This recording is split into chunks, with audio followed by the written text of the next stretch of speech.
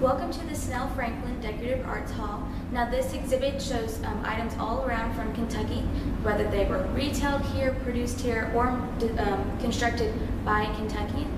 Now throughout this exhibit you'll see different pieces of furniture constructed by time and place, or not place, era. Now these are made of wood, chrome, glass, ceramics, and there isn't just furniture, but there's paintings and other anthropological items. Now the main two contributors to this exhibit are C. Perry Snell and Ray Franklin. Now both are WKU graduates as well as being antique collectors. The section behind me is what has been donated by Ray Franklin. As I said, he was a WKU graduate and an antiques collector, but aside from that he was also an eye surgeon. He performed eye surgery on one of our presidents, Dwight Eisenhower. And then, as I said, he was an antiques collector, and he actually helped Jacqueline Kennedy with the interior of the White House. Now, several pieces that I would like to point out from this particular exhibit are, and all the way in the back, you'll see a barrel organ. Now, a barrel organ is pretty much designed exactly how a music box would be designed, and it was very rare then, whenever it was made, and is still very rare today.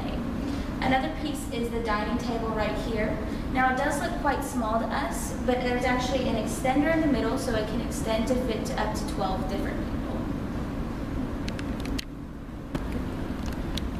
This exhibit behind me, this actually is from the early 19th century, and all the furniture in here is categorized by empire design. Now this is simply very blocky square furniture, not really what we're used to. Especially here on the four-poster bed, we're used to seeing cylinder posters, but this is actually a square. Other pieces in this exhibit I'd like to point out are in the box over here, and they're just very interesting. Right here you have a powdered horn, and it's actually made from a cow horn, and then right next to it you have a pipe, and it's made from a corn cob. Okay, now the section behind me is the shaker furniture section. Now this furniture is simply classified by being very simple, unadorned, and having very clean lines. Now the Shaker population was known for making furniture, but something interesting is that they made this furniture out of indigenous woods. So what you see behind me is made mostly of cherry and walnut. Now all of this furniture is handmade as well. Now the section behind me are objects all donated by C. Perry Snell. Now, as I said earlier, he is a WKU graduate as well as being an antiques collector. Now, he did have a large fortune, was able to travel all over the world and pick all these items out. Now, right behind me, you'll see a wooden child sarcophagus. Now, this was made in 1300 BC. As I said, it is made of wood, but was originally painted. But just because it was made such a long time ago, the paint has fallen off. Now in this display case right here, in the bottom corner, you'll see an ancient Egyptian burial scroll.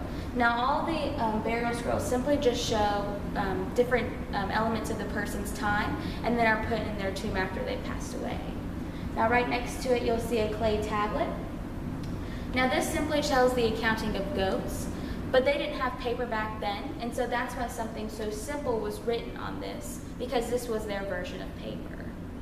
Now this section right here is early Victorian. Now early Victorian style is classified as being a revival style.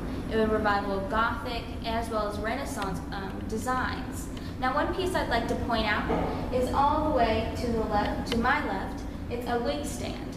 Now we would think that a woman would use this wig stand, but it was actually common during the time period for the wigs to be worn by men.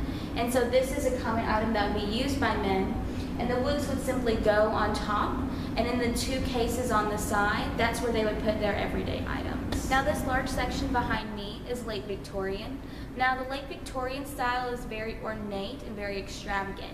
Most of the pieces that you'll see are very detailed and have a lot of flourishings. Some pieces that I would like to point out are right here on this table. Now you can even tell during this time period that glass was even ornately designed as well. You have a couple interesting pieces over all the way to my left, these yellow bottles. One is actually designed as a corn cob, that's the one standing up, and then the one laying down is designed as a fish. Now right beside that you'll see another blue glass bottle. Now something interesting about this piece is that it was actually used as a sort of a fire extinguisher. Now there would be chemicals in there, and if you ever had a fire, you would simply take it off and then put it on the fire and it would be extinguished. Now the section behind me is the Colonial Revival period. Now this started around the 1900s and is still pretty much ongoing today. Now this is a revival of the colonial era whenever we were part of the 13 colonies. And so a lot of what you'll see greatly resembles that era. But something very different about this time is that electricity was around. Now all the way to the end you'll see a lamp. This is one of the first electric lamps. It is very designed, very elegant, ornate. Now right next to it you'll also see a candlestick telephone. Now this is a time period whenever telephones were being introduced and starting to become part of people's homes. Now this particular one was made in 1915. Now there's this company, AT&T, you might have heard of it, that had a monopoly over telephones, telephone lines, and pretty much anything to do with it from 1915 all the way to 1983. Now right behind me, you also see a radio right here. Now during this era, radios were also starting to be introduced into homes.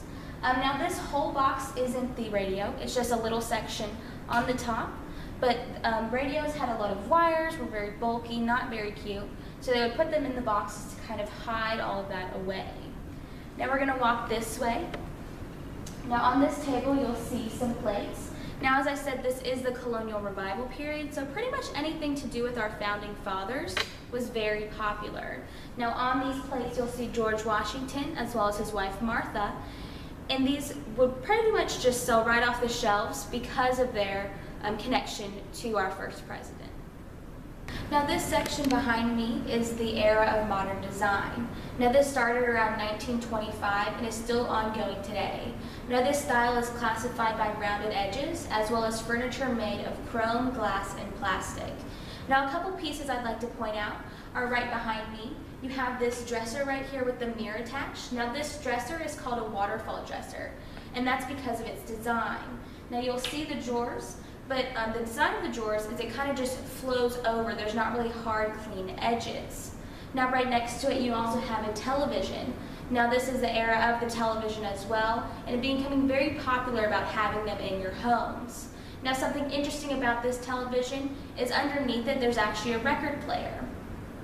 This is also a time whenever record players were starting to be in homes as well. Now on top of that you'll have a radio. Now this is a portable radio and is made in the 1940s. Now as I said earlier, there was a radio that we talked about in the Colonial Revival style. Now that radio was made in the 1930s. This just shows you how quickly things are changing and how much they're evolving. Throughout this whole exhibit, most of these time periods have lasted a significant period, but these two styles are happening pretty much simultaneously and things are quickly changing. Now this concludes the Snell Franklin Decorative Arts Hall. If you have any questions, feel free to ask if you have different pieces you'd like me to point out. But next we're actually going to go and talk about the Richardson Quilt Gallery.